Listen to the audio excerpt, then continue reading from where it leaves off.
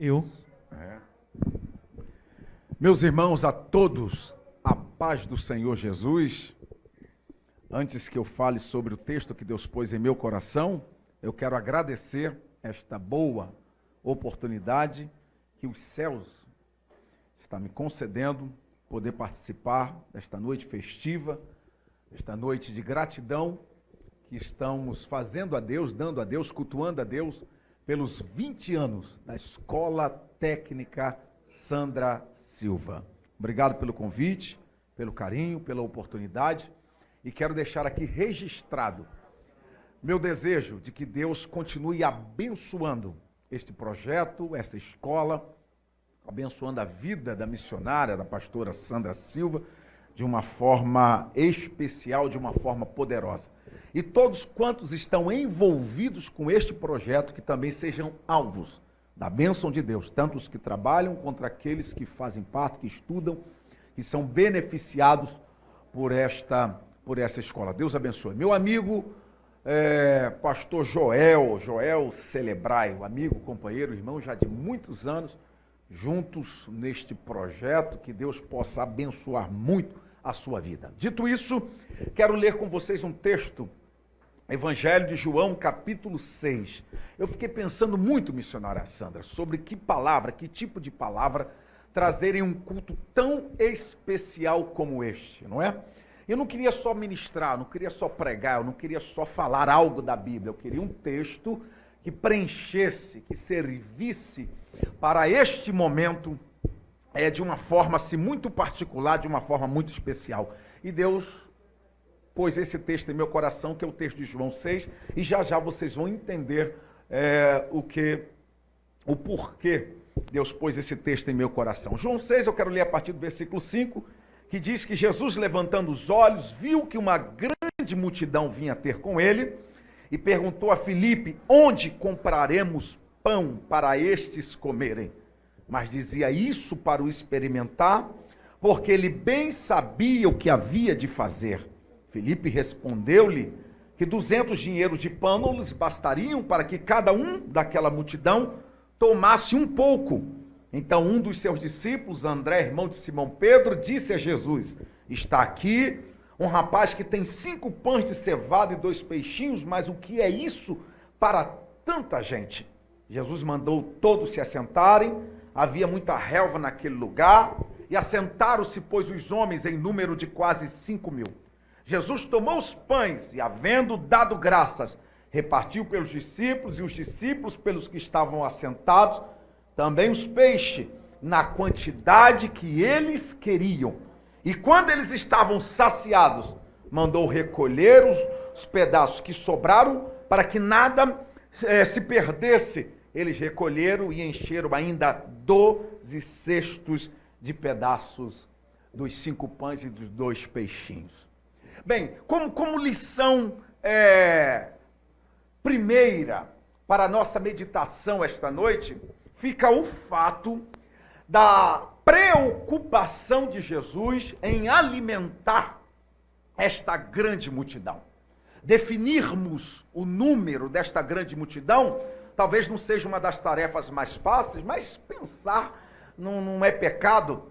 A Bíblia diz que eram quase 5.000 homens, fora mulheres e crianças. Especula-se que esta fosse uma multidão de quase 20.000 pessoas, seguindo a Jesus, que não tinha um espaço físico para se reunir, não tinha nenhum aparato tecnológico como o que eu estou usando, os que me antecederam também se utilizaram para falar àquele povo, mas iam, e por que ia? O texto diz: por causa dos milagres que ele operava, que ele fazia na cura dos enfermos. A motivação desta multidão era a convicção, a certeza de que Jesus tinha algo para a vida deles, que Jesus tinha algo para realizar, para fazer, para dar, para manifestar na vida deles. E assim como eles iam até Jesus com esta motivação, o trabalho, a missão, a obra que Deus colocou em sua mão, missionária Sandra Silva, também se assemelha a isso. As pessoas quando chegam esperando receber alguma coisa. E vir até nós querendo receber, esperando receber alguma coisa, não há nenhum crime, não há nenhum pecado nisso, porque assim como Jesus tinha algo para dar, algo dado pelo Pai, algo dado pelos céus, também repousa sobre a sua vida algo dado pelo próprio Deus para distribuir, compartilhar com as pessoas. Versículo 5, fica evidente, ou mais evidente, o que eu acabei de dizer a vocês, porque o versículo 5 diz que ele levanta os olhos e viu que a grande multidão vinha ter com ele, perguntou onde comprar pão para eles comerem. Olha a preocupação, olha o cuidado, olha a misericórdia de Jesus com aqueles que eram menos favorecidos, como aqueles que tinham uma necessidade urgente, emergente. Olha a preocupação de Jesus em procurar sanar a necessidade que se apresentava a ele naquele momento. Quando eu olho para esta preocupação de Jesus, eu poderia enumerar aqui esta noite, a todos quantos estamos vendo e ouvindo, algumas qualidades que nesta ação fica evidente em Jesus. Primeiro, eu poderia falar sobre a bondade dele. A bondade de olhar para o próximo, de olhar para aquele que chega com um olhar, bondoso de alguém que quer fazer o bem. E quando eu falo de fazer o bem, eu me lembro do que diz Gálatas capítulo 6, versículo 9, que nós não devemos nos cansar de fazermos o bem. Não nos cansemos de fazer o bem. Tem gente que faz o bem, mas à medida que o tempo passou, cansou, não é? Afadigou-se, desistiram de fazer o bem. E Deus me trouxe aqui como voz profética para a sua vida, para que você continue fazendo o bem, e não só fazendo o bem, mas que você não se canse em fazer o bem. Eu poderia também falar sobre a misericórdia, olhar para a dor do outro, olhar para a situação do outro, não como alguém que está abaixo. Não é esta a preocupação de Jesus, mas olhar para alguém entendendo o seu momento, o seu fardo, a sua dor. Misericórdia é isto, é olhar para o outro, sentindo a sua dor, sentindo o seu momento. É o que eu vejo, é o que eu encontro em Jesus. Poderia falar também da compaixão, a vontade de fazer algo pela vida de alguém, para que o momento desta pessoa, para que a circunstância desta pessoa seja diferente, seja mudada. E não são esses os sentimentos que tem que também estar dentro de nós? Bondade, misericórdia, compaixão, sentimento de igualdade. Não olharmos o próximo como alguém que está acima ou como alguém que está abaixo, mas como um próximo, um semelhante, alguém que não, talvez por circunstâncias da vida, tenham algumas coisas diferentes no que diz respeito a exterior, mas no que diz respeito a corpo interior, todos nós somos iguais, completamente iguais, e é isso que Jesus está evidenciando. É isso que Jesus está demonstrando. Eles precisam comer, eles precisam se alimentar. Agora percebam que ele percebe, ele entende a necessidade, mas ele pergunta a Filipe, um dos seus discípulos, onde comprar pão para que toda aquela grande multidão se alimentasse. E a questão é por que ele pergunta? Por que não há uma ação direta do próprio Jesus em fazer alguma coisa para mudar aquela situação? Jesus pergunta porque a arte de fazer o bem, a arte de ajudar, ela não deve ser uma posição solitária, ela não deve ser uma atitude solitária. A decisão de ajudar, ela pode partir de mim, mas ela deve ser, traga outras pessoas, para que elas também tenham a oportunidade de fazer o bem de também ajudar. Jesus está envolvendo Filipe no seu projeto. Jesus está envolvendo Filipe no seu propósito. Jesus está trazendo Filipe para que ele, de uma forma ou de outra, contribua com esta proposta que era alimentar aquela grande multidão. Glória a Deus. A Bíblia diz que ele estava perguntando, não é porque não sabia. Jesus estava perguntando, não é porque não tinha a resposta. Jesus estava perguntando, e diz o versículo 6, porque estava testando a fé de Filipe, estava experimentando a fé de Filipe, porque ele bem sabia o que havia de fazer. Então, no projeto que o Senhor tem para nos usar, de darmos pão, comida àqueles a quem tem fome, de estendermos a mão à vida de alguém, ele sabe onde tem a provisão, ele sabe onde tem a bênção, ele sabe de onde sairá tudo aquilo para atender a necessidade daqueles que nos cercam, daqueles que estão à nossa volta. Glórias ao Senhor. Versículo 7 é Filipe dizendo: eu não sei como será. Não sei, porque não há dinheiro suficiente que resolva esta grande demanda. Não há dinheiro que resolva a necessidade que é muito grande deste povo. É por isso que eu gosto de Deus. É por isso que eu amo o Senhor, porque Ele está apresentando a sua dificuldade por olhar, por ver, por enxergar. E o que ele estava vendo, estava dizendo para ele que seria muito difícil de resolver. E eu sei que eu estou falando a pessoas que simplesmente não fazem nada, porque ao olhar a demanda, ao olhar a crise, ao olharem a guerra, se sentem incapazes. E além de se sentirem incapazes, não veem em si condições, não veem em si recursos para resolver o grande problema que se lhe apresentou. Mas eu vim aqui lhe dizer que se o Senhor colocou um projeto dentro de você, se o Senhor tem posto uma ideia dentro de você, se o Senhor tem te dado um sonho que vai abençoar vidas, um sonho que vai levantar pessoas, um sonho que vai ajudar pessoas a melhorarem de vida,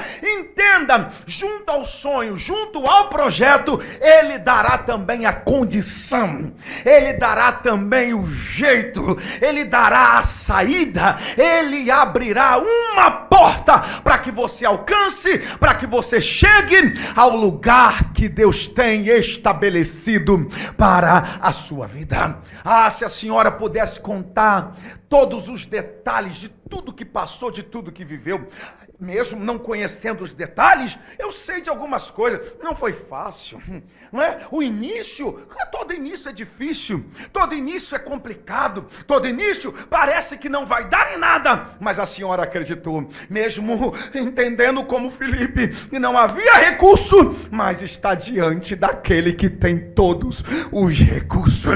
Então levante-se, não seja abafado, não deixe os seus planos e seus projetos morrerem, não deixe os sonhos, as ideias que Deus tem posto, colocado dentro de você morrerem, porque Deus dará um jeito, Deus abrirá uma porta e você chegará ao lugar que Deus tem para lhe usar. Glória a Deus. E a senhora é uma prova disto. Não há recursos, não há dinheiro. Agora, a forma que Deus encontra, a forma que Deus acha de provocar o milagre é de uma sutileza. A forma que Deus encontra de promover a bênção é de um jeito que nos deixa pasmado, quase que sem palavras. Eu sei que você conhece muito bem esse texto bíblico. Olha a forma que Deus encontra. André vai trazer até ele, versículo 9, um rapaz que tinha apenas 5 pães e 2 peixinhos. Ele traz e já traz dizendo: o que é isto para tantos? Ele traz e já traz sabendo, não resolve. Ele traz, mas já traz com o seguinte sentimento: isto aqui não dá para nada. Isto aqui não resolve nada. Mas eu vim aqui como voz de Deus, como voz profética, para dizer a alguém que as pessoas que Deus vai usar para alcançar uma grande multidão, as pessoas que Deus vai usar para alimentar uma grande multidão, as pessoas que Deus vai usar, vai pegando isso, vai entendendo isso, as pessoas que Deus vai usar para serem bênçãos para uma grande multidão, nem sempre serão as mais capazes, nem sempre serão as maiores, nem sempre serão as mais fortes, nem sempre serão as com um grande poder aquisitivo. Nós estamos enganados com Deus. Nós estamos achando que Deus depende de A ou de B para fazer ou deixar de fazer alguma coisa. Nós estamos achando que a conta de Deus é sempre 1 mais 1 igual a 2, 2 mais 2 igual a 4. Não! Eu vim aqui dizer que Deus trabalha contra a lógica. Deus trabalha muitas das vezes contra a ciência.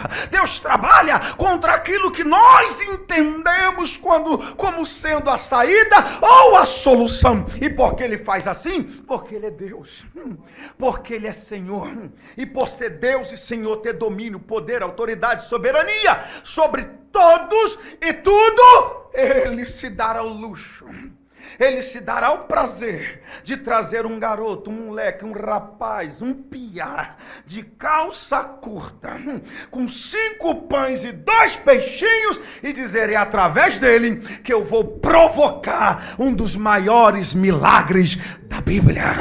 É através dele que eu vou operar um dos maiores milagres da vida. Aleluia! Senhores, não bate. 5 pães e 2 peixes era o lanche de uma criança, era o lanche de um pequeno menino, mas Jesus vai pegar 5 pães e 2 peixes e alimentar 5 ou quase 5 mil homens, fora mulheres e crianças. E você leu comigo, o texto diz, versículo 11, que mandou repartir os pães e os peixes na quantidade que eles queriam. Eles quem? A multidão.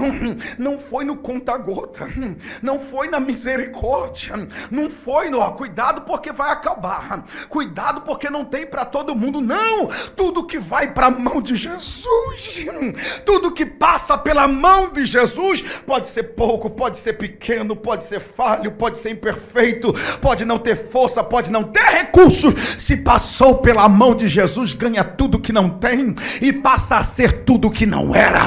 Aleluia! Eu vim aqui dizer a alguém, pode profetizar aqui? Pode? Eu vim profetizar sobre sua vida, você que está em casa agora, que o Senhor quer te usar, mas eu não tenho. Eu não se engane, meu filho, minha irmã, não se engane. O Senhor não te levantou porque você tem, o Senhor não te levantou porque você é, o Senhor não te levantou por causa da sua capacidade. Não, Ele não precisa, porque tudo aquilo que nós não somos, Ele é, tudo aquilo que a gente não tem, Ele tem. Deus não nos levanta por nossa causa, Ele nos levanta por causa dEle. A questão de Deus não está em nós, a questão de Deus está nele. Então recebe esta palavra: Deus é tudo que você não é, Deus tem tudo que você não tem. Levante esta cabeça, vá para a mão de Jesus e você será uma potência usada tremendamente para a glória e honra do Senhor na terra. Aleluia! Já imaginou se ficássemos em casa, se a senhora diante do projeto, do sonho, da ideia, pensasse: eu não posso, eu não tenho. E com isto eu aproveito para dizer a alguém: a senhora sabia que existem muitas pessoas prósperas nos vendo agora, nos ouvindo? Mas se são prósperas, porque estão em guerra? Porque não sabem. Existem pessoas que estão paralisadas, estagnadas, ouvindo esta palavra agora. E por que estão paralisadas, estagnadas, se o projeto de Deus para a vida delas é de serem uma potência, usadas para abençoar a vida de muitas pessoas? É porque elas olham demasiadamente para si e esquecem de olhar para o Deus que chama as nossas vidas. Meu conselho para ti esta noite é este: esqueça o que você é. Esqueça o que você não tem e vá para a mão de Jesus. Tudo que passa pela mão de Jesus ganha, cresce, melhora, aumenta. É por isso que olhamos para algumas pessoas de sucesso. Como é que a história que a senhora está construindo, 20 anos. E as pessoas olham, reparam. Não são poucas. Que quando olham dizem assim, não sei o que ela tem. Eu não sei o que ele tem. Já ouviu isso? Por que fulano está nesse nível? Por que fulano está nesta posição? Se ele é normal. Ela é normal. A história é construída. O sucesso apresentado não se justifica pelo que a pessoa é. Pelo jeito que a pessoa é. É tão humilde, é tão simples, fala assim, fala assado. É comum. E desde quando Deus não usa pessoas comuns? Deus não usa alienígenas. E esta é a questão. Enquanto alguns olham para suas deficiências, debilidades, outros, mesmo sabendo que são falhos, fracos e imperfeitos, resolveram acreditar. Resolveram ir para a mão de Jesus. E quem vai para a mão de Jesus sempre será usado por Ele. Quem vai para a mão de Jesus vai construir uma história, como a história de João 6, vai alimentar mais de 5.000 homens. Quem vai para as mãos de Jesus constrói uma história como uma pastora missionária, Sandra Silva, está construindo. Não é o que você é na mão de quem você está. O menino foi para as mãos de Jesus. E tudo que parecia impossível, tudo que parecia não dar jeito, tudo que parecia não ter saída, de uma hora para outra, agora dá. Agora flui. Agora acontece. Desafie-se esta noite e venha para as mãos de Jesus. Pare de olhar para você e comece a olhar para Ele. Jesus agora tem domínio, controle de tudo que estava nas mãos do menino. E aí, ele não realiza de imediato o milagre. Ele faz com que todos se acendem, porque Jesus não trabalha na desordem. Jesus não trabalha na bagunça. Todas as vezes que Ele quiser operar milagres ou grandes milagres na nossa vida, Ele vai organizar a nossa vida. Ele vai organizar a história da nossa vida. Quando todos estavam assentados, agora veio o milagre, versículo 11, Ele levanta os pães e dá graças. Como é que alguém agradece, missionária Sandra Silva, Pastor Joel, como é que alguém dá graças por aquilo que não resolve o problema de ninguém? Como é que alguém agradece por aquilo que é tão pouco? Jesus está nos ensinando duas lições. Primeira, na minha forma de entender, Ele, em vez de estar dando graça, deveria estar pedindo. Porque se eu tenho pouco e aquilo precisa ser multiplicado, o mínimo que eu posso fazer é pedir multiplicação. Multiplica. Se Ele pedisse, não haveria nenhum problema. Mas grande lição de Jesus é que a gente não recebe quando pede. A gente recebe quando dá, quando entrega. Ninguém é tão pobre que não possa dar nada a ninguém. Como ninguém é tão rico que não precise de nada de ninguém. O que é que você pode dar? O que é que você pode fazer? Estamos vivendo um momento de muita, mas muita solidariedade. E esta é uma oportunidade que os céus estão nos dando, de nós deixarmos de olharmos só para nós e olharmos para as necessidades das pessoas que estão à nossa volta. E não vale dizer, não, eu não posso. A multiplicação ocorre para aqueles que dão, para aqueles que entregam, para aqueles que doam. Leia a Bíblia. A Bíblia diz, aqueles que dão, quanto mais dão, ser-lhes-á dado. Ué, se mais dá, tinha que ser tirado. Mas a lei de Deus não é receber, a lei de Deus é é dar. Leia João 3,16. Deus amou o mundo de tal maneira que deu. A lei de Deus é dar. A lei de Deus é entregar. Segunda lição para eu encerrar. Quando Jesus está dando graça, Ele está nos ensinando que por menor que seja a minha condição, por pouco que eu tenha na minha vida, eu preciso ter um coração grato. Eu preciso ser alguém que agradeça sempre, mesmo que aquilo pareça não preencher todas as necessidades minhas ou daqueles que estão à minha volta. Por que eu devo agradecer? Porque é o que eu tenho. Por que eu devo agradecer? Porque é o que eu estou vendo. Por que eu devo agradecer? Porque é o que está diante de mim. E aí você pare para pensar, toda pessoa que murmura, reclama, é porque sempre valoriza o que não tem e o que não existe. Toda pessoa que está sempre reclamando, infeliz, é porque está sempre pensando no se eu tivesse. Se tivesse.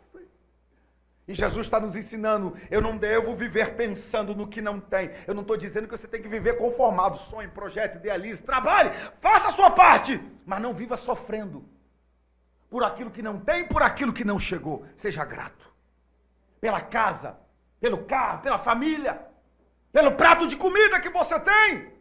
Pode não ser o dos sonhos, você pode não estar comendo o que você gostaria de comer, mas você precisa entender, não é o que eu gostaria, mas o princípio está sendo cumprido, eu estou comendo, eu estou me alimentando, fome eu não estou passando, eu devo agradecer por isso. A gente reclama, mas pare para pensar numa crise dessa, uma crise mundial, sem precedentes, um vírus invisível colocou o mundo de joelhos. Não se tem informações, não se sabe. Há um desencontro de informações. Ninguém detém o monopólio da informação acerca de tudo isso que nós estamos enfrentando. E mesmo assim, o cuidado e o favor de Deus está sobre nós. Mesmo assim, as pessoas, bem ou mal, têm se alimentado, têm comido. Deus tem cuidado de nós. Então, agradeça ao Senhor. Glorifique ao Senhor pelo cuidado, pelo favor que Ele tem demonstrado para com a sua vida. Glória a Deus. Todos aqueles que são gratos, recebe esta palavra, atraem a multiplicação de Deus para a sua vida. A multiplicação vem para a vida de todos aqueles que são gratos ao Senhor. Dito isto, missionária Sandra Silva, que o Senhor lhe conserve, que o Senhor lhe abençoe. Continue a obra. Em frente. Siga em frente. E Deus vai fazer com que o que já é bom seja melhor ainda. Deus abençoe. Obrigado.